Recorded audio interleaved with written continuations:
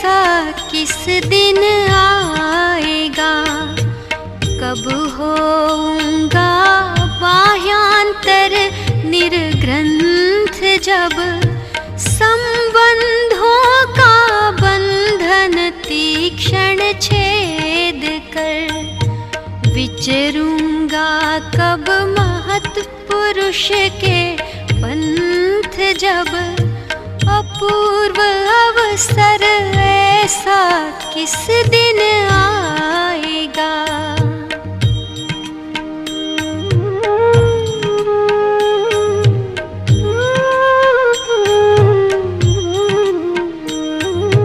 उदासीन वृत्ति हो सब पर भाव से, यह तन केवल संयम हेतु होय, जब किसी हेतु से अन्य वस्तु चाहूं नहीं, तन में भी किंचित मूर्छा नहीं होय, जब अपूर्व अवसर ऐसा किस दिन आएगा।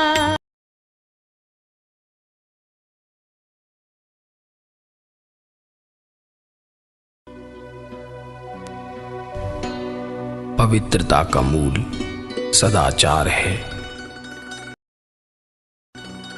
जिंदगी छोटी है और जंजाल लंबा है, इसलिए जंजाल कम करो तो सुखरूप जिंदगी लंबी होगी।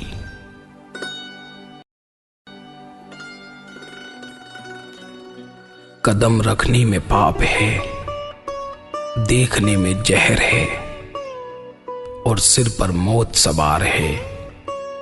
यह विचार करके आज के दिन में प्रवेश करो।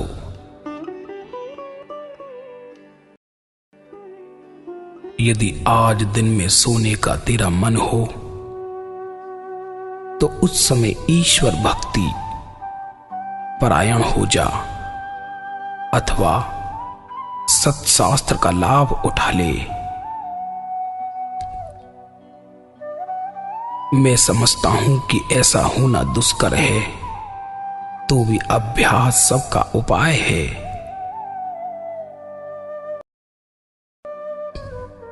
इस तरह नया बैर मत बढ़ा, क्योंकि बैर करके कितने समय का सुख भोगना है, ये विचार तत्वज्ञानी करते हैं।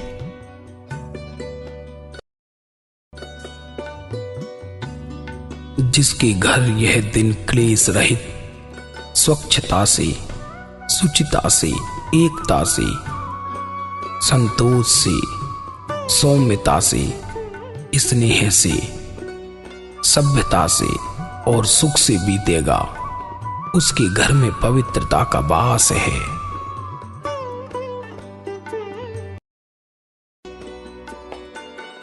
भले ही तू अपनी आजीविका जितना प्राप्त करता हो, परंतु यदि निरुपाधि में हो तो उस उपाधि में राज सुख की इच्छा करके अपने आज के दिन को अपवित्र मत कर।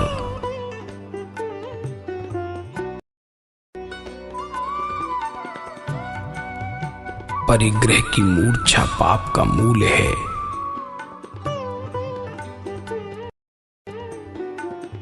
सरलता धर्म का बीज स्वरूप है। प्रज्ञा पूर्वक सरलता का सेवन किया गया तो आज का दिन सर्वोत्तम है।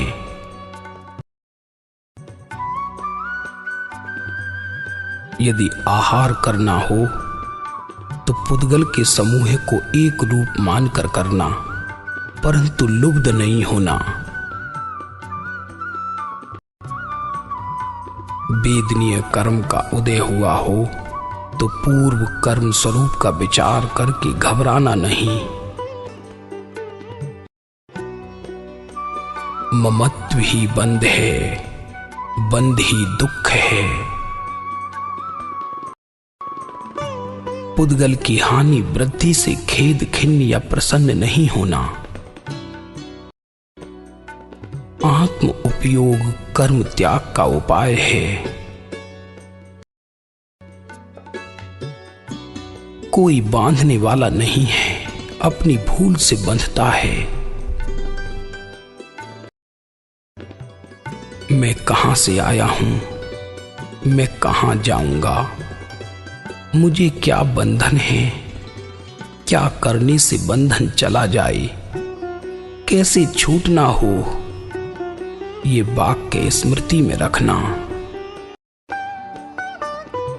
सुख दुख दोनों मन की कल्पनाएं हैं।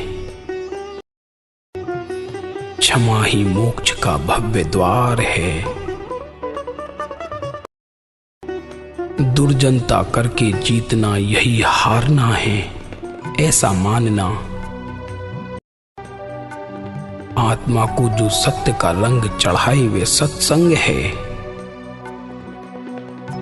आत्मा को जो मोक्ष की मैत्री कराए वह मित्रता है। चंचल चित्त ही सर्व विषय दुखों का मूल है। इसे तो अखंड सिद्धांत मानिए कि संयोग वियोग, सुख दुख, खेद आनंद, राग अराग कारण पर आधारित हैं। वर्तन में बालक बने, सत्य में युवक बने, ज्ञान में वृद्ध बने।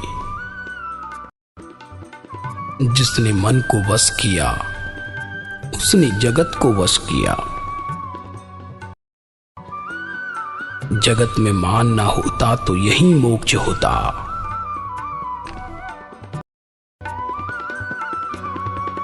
ज्ञानी स्वाद के त्याग को आहार का सच्चा त्याग कहते हैं।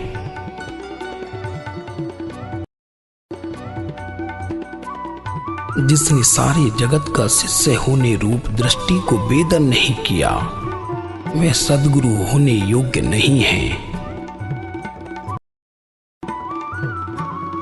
राग के बिना संसार नहीं और संसार के बिना राग नहीं। एक भव के थोड़े सुख के लिए अनंत भव के अनंत दुख को नहीं बढ़ाने का प्रयत्न सत्पुरुष करते हैं। जो संसार प्रवृत्ति इस लोक और परलोक में सुख का कारण हो उसका नाम व्यवहार शुद्धि है। उदय में आए हुए कर्मों को भोगते हुए नई कर्म ना बंधे, इसके लिए आत्मा को सचेत रखना ये सत्पुरुषों का महान बोध है। मैत्री अर्थात सर्व जगत से निर्वैर बुद्धि। प्रमोद अर्थात किसी भी आत्मा के गुण देखकर हर्षित होना। करुणा अर्थात संसार ताप से दुखी आत्मा के दुख से अनुकंपा आना। और उपेक्षा अर्थात निष्प्रह भाव से जगत के प्रतिबंध को भूलकर आत्महित में आना। ये भावनाएं कल्याण में और पात्रता देने वाली हैं।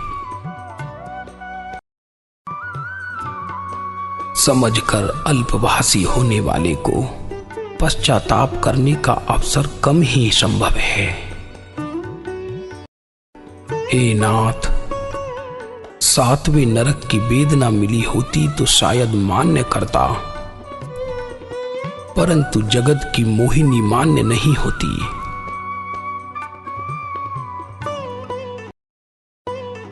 पूर्व के अशुभ कर्म के उदय आने पर वेदन करते हुए शोक करते हैं, तो अब यह भी ध्यान रखें कि नए कर्मों को बांधते हुए परिणाम में वैसे ही तो नहीं बंधते। आत्मा को पहचानना हो तो आत्मा का परिचय होना और पर वस्तु का त्यागी होना। प्रशस्त पुरुष की भक्ति करें, उसका स्मरण करें, गुण चिंतन करें। जो जितना अपना पौद्गलिक बड़प्पन चाहते हैं वे उतने ही हल्के होने संभव हैं। देह की जितनी चिंता रखता है उतनी नहीं, परंतु उससे अनंत गुणी चिंता आत्मा की रख, क्योंकि अनंत भवों को एक भव में दूर करना है।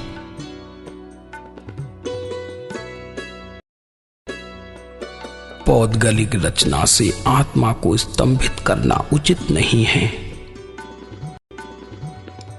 निरुपायता के आगे सहनशीलता ही सुखदायक है। संत के बिना अंत की बात का अंत नहीं पाया जाता। लोक संज्ञा से लोकाग्र में नहीं पहुंचा जाता। ईश्वर पर विश्वास रखना यह एक सुखदायक मार्ग है।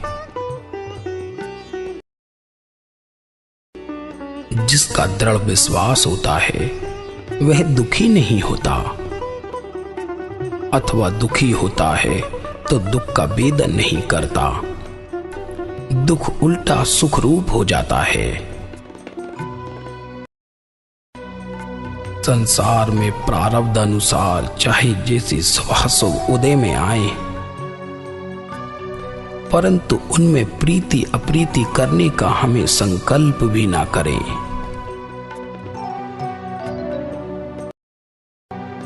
जब तक आत्मा आत्मभाव से अन्य था, अर्थात देह भाव से व्यवहार करेगा, मैं करता हूं ऐसी बुद्धि करेगा, मैं रिद्धि इत्यादि से अधिक हूं यो मानेगा, शास्त्र को जाल रूप समझेगा, मर्म के लिए मिथ्या मोह करेगा, तब तक उसकी शांति होना दुर्लभ है।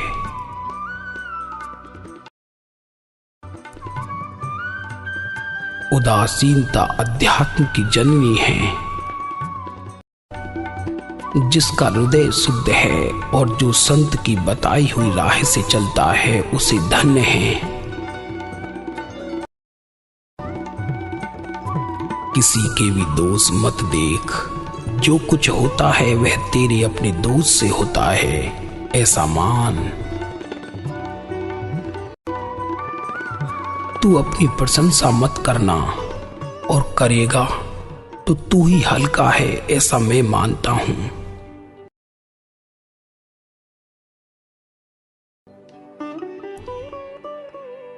भव स्थिति की परिपक्वता हुए बिना, दीन बंधु की कृपा के बिना, संत चरण की सेवा किए बिना त्रिकाल में मार्ग मिलना दुर्लभ है।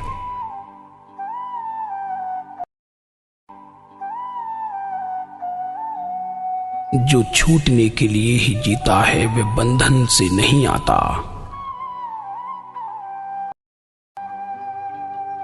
निरंतर उदासीनता के क्रम का सेवन करना, सत्पुरुष की भक्ति में लीन होना, सत्पुरुष के चरित्रों का स्मरण करना, सत्पुरुषों के लक्षण का चिंतन करना, सत्पुरुषों की मुखाकृति का हृदय से अवलोकन करना,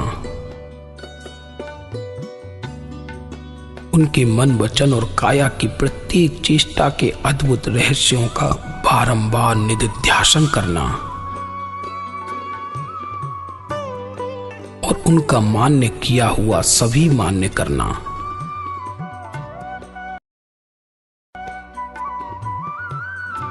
जिससे वक्रता व जड़ता ऐसी माइक व्यवहार में उदासीन होना श्रेयस्कर है। जो कुछ प्रिय करने योग्य है उसे जीवने जाना नहीं, और बाकी का कुछ प्रिय करने योग्य नहीं है, वह हमारा निश्चय है। परमार्थ पर प्रीति होने में सत्संग और सर्वोत्कृष्ट और अनुपम साधन है, जिसकी सत को प्राप्त करने की दृढ़ मति हुई है। यह पहले ऐसा दृढ़ निश्चयात्मक विचार करे कि स्वयं कुछ भी नहीं जानता और फिर सत की प्राप्ति के लिए ज्ञानी की शरण में जाए तो अवश्य मार्ग की प्राप्ति होगी। इस जगत के प्रति हमारा परम उदासीन भाव रहता है। यह बिल्कुल सोने का हो तो भी हमारे लिए तृणवत है और परमात्मा की विभूति रूप हमारा भक्ति धाम है। परमात्मा में परम स्नेह चाहे जिस विकट मार्ग से होता हो तो भी करना योग्य ही है।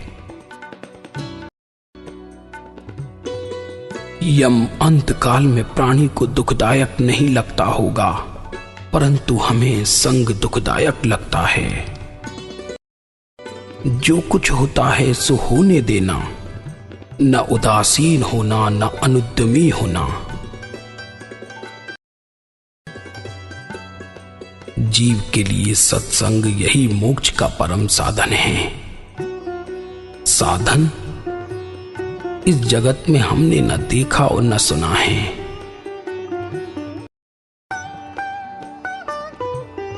भक्ति पूर्णता पाने के योग्य एक तृण मात्र भी हरि से न मांगना, सर्वदशा में भक्तिमय ही रहना।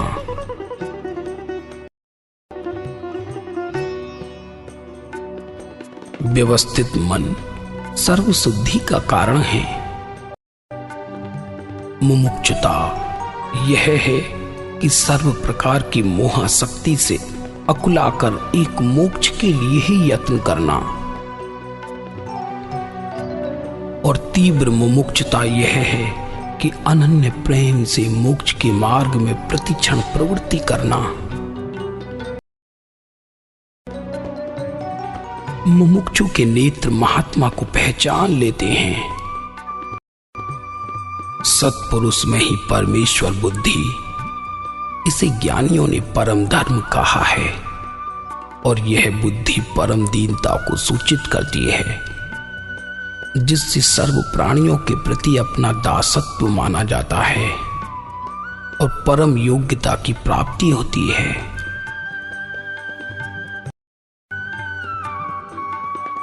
महात्मा में जिसे दृढ़ निश्चय होता है, उसे मोहासक्ति दूर होकर पदार्थ का निर्णय होता है। उससे व्याकुलता मिटती है, जिससे जीव सर्व प्रकार के दुखों से निर्भय हो जाता है और उसी से निसंगता उत्पन्न होती है। ऐसा योग्य है। ऐसा एक ही पदार्थ परिचय करने योग्य है कि जिससे अनंत प्रकार का परिचय निवृत्त होता है। यह कौन सा है और किस प्रकार से है, इसका विचार मुमुक्षु करते हैं। जगत में अच्छा दिखाने के लिए मुमुक्षु कोई आचरण न करें, परंतु जो अच्छा हो उसी का आचरण करें। जीव को अपनी इच्छा से किए हुए दोष को तीव्रता से भोगना पड़ता है। इसलिए चाहे जिस संग प्रसंग में भी स्वेच्छा से अशुभ भाव से प्रवृत्ति न करनी पड़े, ऐसा करें। जिसके लिए आर्त ध्यान करना पड़ता हो, यहां से या तो मन को उठा लेना अथवा तो उस कृत्य को कर लेना जिससे विरक्त हुआ जा सकेगा। चाहे जिस क्रिया, जप, तप अथवा शास्त्र अध्ययन करके भी एक ही कार्य सिद्ध करना है, वह यह कि जगत की विस्मृति करना और सत के चरण में रहना। और इस एक ही लक्ष्य में प्रवृत्ति करने से जीव को स्वयं क्या करना योग्य है और क्या करना अयोग्य है, यह समझ में आता है, समझ में आता रहता है।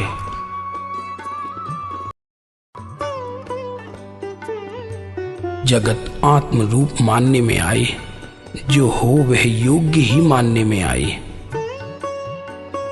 पर के दोष देखने में आए, अपने गुणों की उत्कृष्टता सहन करने में आए, तो ही इस संसार में रहना योग्य है, दूसरी तरह से नहीं।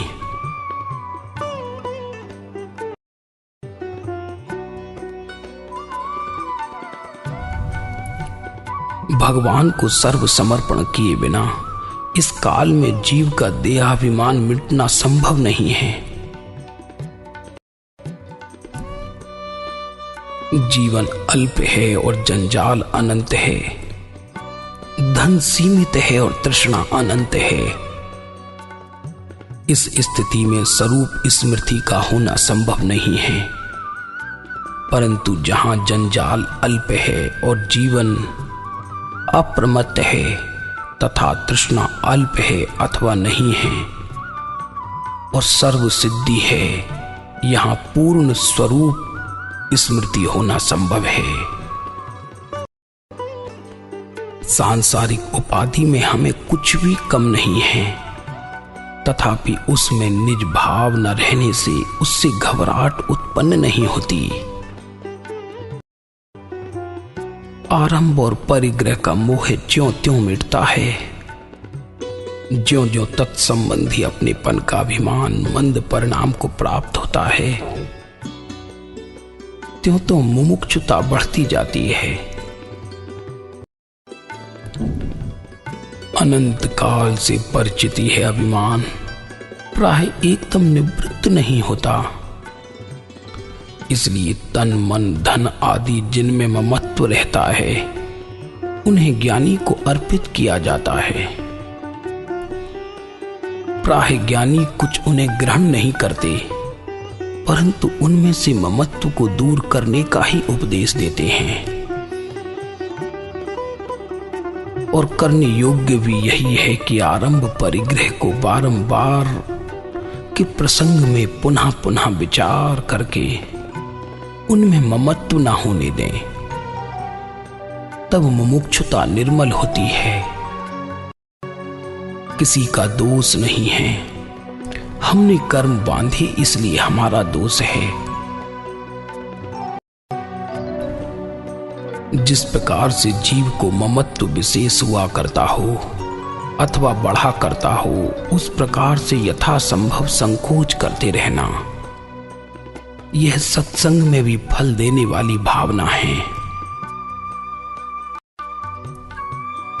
उपार्जित नाहक किए हुए कर्म भोगने में नहीं आते, ऐसा समझकर दूसरे किसी के प्रति दोष दृष्टि करने की वृत्ति को यथाशक्ति शांत करके समता से प्रवृत्ति करना योग्य लगता है, और यही जीव का कर्तव्य है। संसारी उपाधि का जैसा होता हो वैसा होने देना कर्तव्य यही है। धीरज से उदय का वेदन करना योग्य है।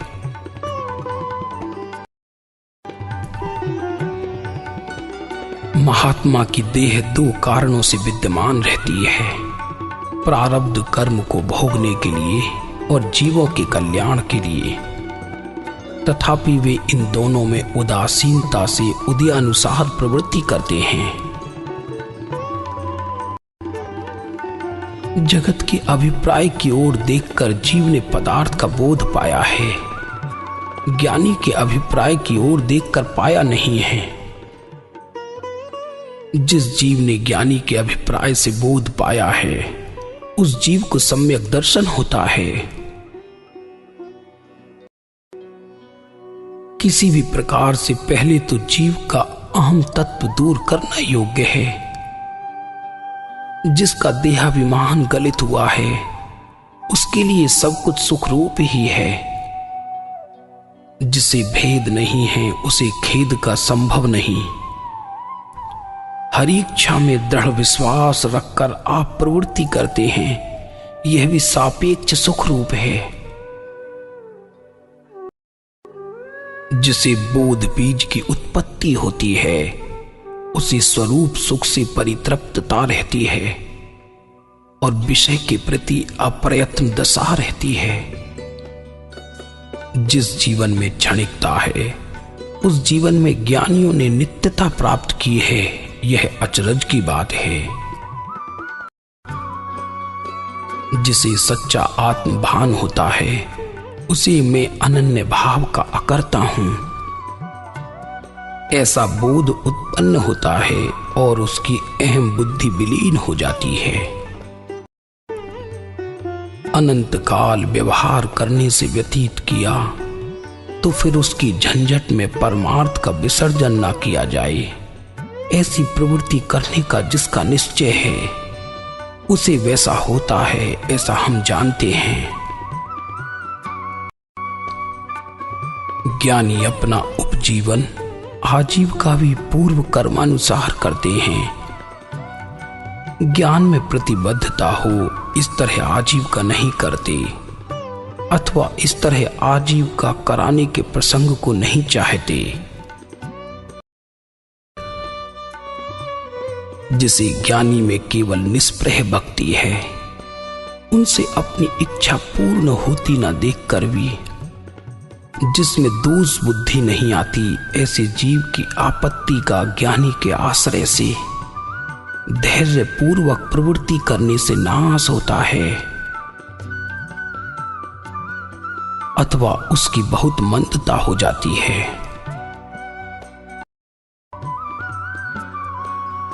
चाहे जितनी विपत्तियां पड़े तथापि ज्ञानी से सांसारिक फल की इच्छा करना योग्य नहीं है। उदय में आया हुआ अंतराय सम परिणाम से वेदन करने योग्य है, विषम परिणाम से वेदन करने योग्य नहीं है।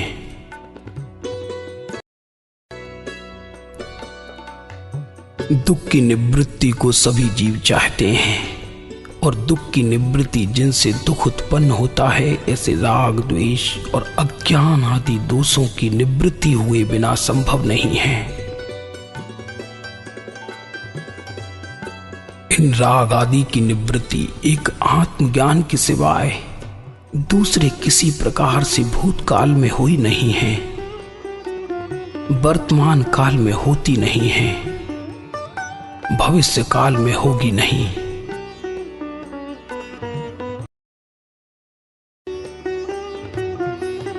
सत्संग जैसा कल्याण का कोई बलवान कारण नहीं है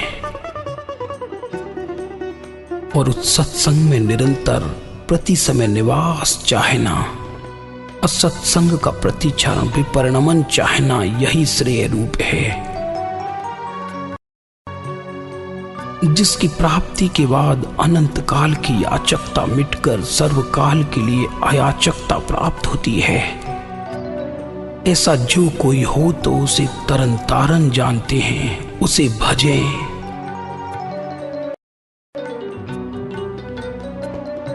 मोक्ष तो इस काल में भी प्राप्त हो सकता है अथवा प्राप्त होता है, परंतु मुक्ति का दान देने वाले पुरुष की प्राप्ति परम दुर्लभ है। अर्थात मोक्ष दुर्लभ नहीं, दाता दुर्लभ है। जहां उपाय नहीं वहां खेद करना योग्य नहीं है। ईश्वर इच्छा के अनुसार जो हो उसमें समता रखना योग्य है और उसके उपाय का कोई विचार मुझे उसे करते रहना, इतना मात्र हमारा उपाय है। एक बार एक दिन के दो भाग करने की क्रिया कर सकने की शक्ति का भी उपशम हो, तब जो ईश्वर इच्छा होगी यह होगा। किए हुए कर्म भोगे बिना निवृत्त नहीं होते और ना किए हुए किसी कर्म का फल प्राप्त नहीं होता।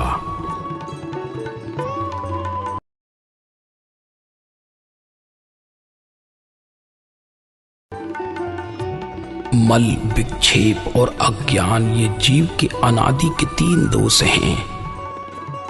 ज्ञानी पुरुषों के वचनों की प्राप्ति होने पर उनका यथा योग्य विचार करने से अज्ञान की निवृत्ति होती है। उस अज्ञान की संतति बलवान होने से उसका रोध होने के लिए और ज्ञानी पुरुषों के वचनों का यथा योग्य विचार होने के लिए मल और विक्षेप को दूर करना योग्य है। सरलता, क्षमा, अपने दोष देखना, अल्पारंभ, अल्प परिग्रह इत्यादि मल मिटने के साधन हैं। ज्ञानी पुरुष की अत्यंत भक्ति विक्षेप मिटने का साधन है।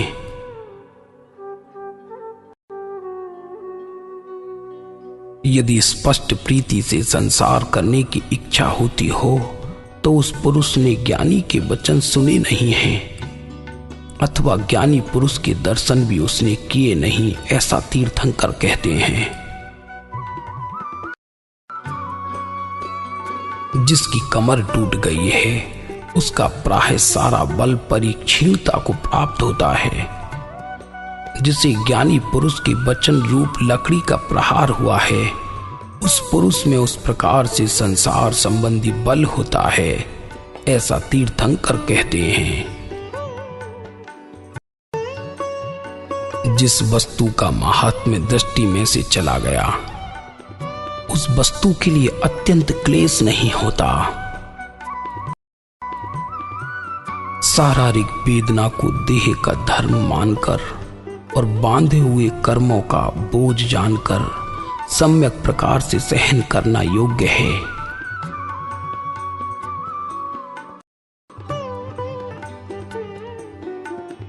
संसार की ज्वाला देखकर चिंता ना कीजिएगा। चिंता में समता रहे तो वह आत्मचिंतन जैसा है। उपार्जित कर्म की स्थिति का संपरिणाम से, अधीनता से, अव्याकुलता से वेदन करना, यही ज्ञानी पुरुषों का मार्ग है। सच्ची ज्ञान दशा हो तो उसे देह की दुख प्राप्ति के कारणों में विषमता नहीं होती और उस दुख को दूर करने की इतनी अधिक परवाह भी नहीं होती।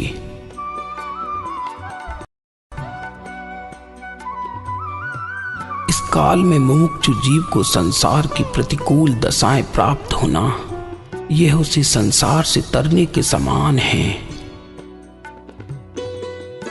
अनंत काल से अभ्यस्त इस संसार का स्पष्ट विचार करने का समय प्रतिकूल प्रसंग में विशेष होता है, यह बात निश्चय करने योग्य है।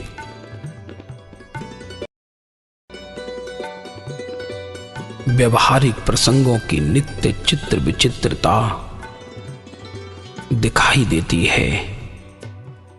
मात्र कल्पना से उनमें सुख और कल्पना से दुख, ऐसी उनकी स्थिति है।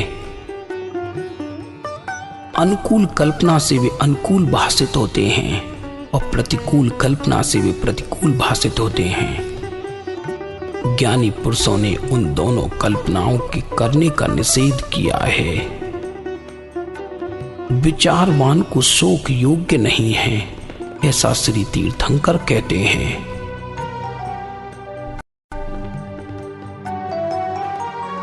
जीव को मूल रूप से देखते हुए यदि मुमुक्षुता आई हो तो नित्य प्रति उसका संसार बल घटता रहता है। संसार में धनादि संपत्ति का घटना या न घटना अनियत है, परंतु संसार प्रति जीव की जो भावना है वह मंद होती रहे, अनुक्रम से नाश होने योग्य हो।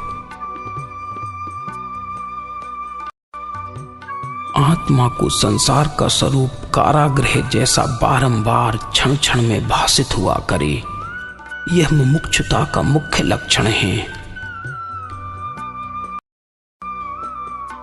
जहां जहां इस जीव ने जन्म लिया है, भव के प्रकार धारण किए हैं, वहां वहां तथा प्रकार के अभिमान रूप से बर्ताव किया है। जिस अभिमान को निवृत्त किए बिना उस देह का और देह के संबंध में आने वाले पदार्थों का इस जीव ने त्याग किया है, अभी तक उस भाव को ज्ञान विचार द्वारा छीन नहीं किया है। वे पूर्व संज्ञाएं अभी जैसी की तैसी इस जीव के अभिमान में चली आती हैं। यही सारे लोक की अधिकरण क्रिया का हेतु कहा है। जिन्हें स्वप्न में भी संसार सुख की इच्छा नहीं रही, जिन्हें संसार का स्वरूप संपूर्ण निस्सार भूत भासित हुआ है, ऐसे ज्ञानी पुरुष की आत्म अवस्था को बारंबार संभाल कर उदय प्राप्त प्रारब्ध का वेदन करते हैं, परंतु आत्म अवस्था में प्रमादी नहीं होने देते। प्रमाद के अवकाश योग में ज्ञानी को भी जिस संसार से अंशतः व्यामोह होने का संभव कहा है, उस संसार में साधारण जीव रहकर उसका व्यवसाय लौकिक भाव से करके आत्महित की इच्छा करे, यह न होने जैसा ही कार्य है। क्योंकि लौकिक भाव के कारण जहां आत्मा को निवृत्ति नहीं होती, वहां अन्य प्रकार से हित विचारणा होना संभव नहीं है। आत्महित के लिए सत्संग जैसा बलवान अन्य कोई निमित्त प्रतीत नहीं होता। फिर भी वह सत्संग भी जो जीव लौकिक भाव से अवकाश नहीं लेता, उसके लिए प्राय निष्फल होता है। और सत्संग कुछ सफल हुआ तो भी यदि लोकावेश विशेष रहता हो, तो उस फल के निर्मूल हो जाने में देर नहीं लगती। विचारवान जीव का तो अवश्य कर्तव्य है कि यथासंभव परभाव के परिचित कार्य से दूर रहना, निवृत्त होना। प्राय विचारवान जीव को तो यही बुद्धि रहती है, तथापि किसी प्रारब्ध वशात परभाव का परिचय प्रबलता से उदय में हो, वहां निजपद बुद्धि में स्थिर रहना विकट हो, ऐसा मानकर नित्य निवृत्त बुद्धि की विशेष भावना करनी, ऐसा महापुरुषों ने कहा है। जो धर्म संसार को परीक्षण करने में सबसे उत्तम हो, निस्वभाव में स्थिति कराने में बलवान हो, वही उत्तम है और वही बलवान है। मुमुक्षु जीव को अर्थात विचारवान जीव को इस संसार में अज्ञान के सिवाय और कोई भय नहीं होता। एक अज्ञान की निवृत्ति करने की जो इच्छा है, उसके सिवाय विचारवान जीव की दूसरी इच्छा नहीं होती। विचारवान के चित्त में संसार कारागृह है, समस्त लोग दुख से आर्त है, भयाकुल है, राग द्वेष के प्राप्त फल से जलता है, ऐसा विचार निश्चय रूप ही रहता है। ज्ञान प्राप्ति में कुछ अंतराय है, इसलिए यह कारागृह रूप संसार मुझे भय का हेतु है और लोक का प्रसंग करना योग्य नहीं है। यही एक भय विचारवान को होना योग्य है। सर्व जीव आत्म रूप से समस्वभावी हैं। अन्य पदार्थ में जीव यदि निज बुद्धि करे तो परिभ्रमण दशा प्राप्त करता है, और निज में निज बुद्धि हो तो परिभ्रमण दशा दूर होती है।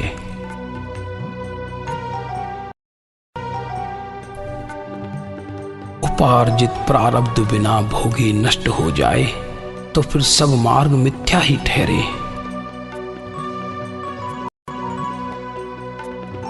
मोक्ष मार्ग में प्रवृत्ति दो की होती है, एक आत्मज्ञानी की और एक आत्मज्ञानी के आश्रयवान की। ऐसा श्री जिनेंद्र ने कहा है।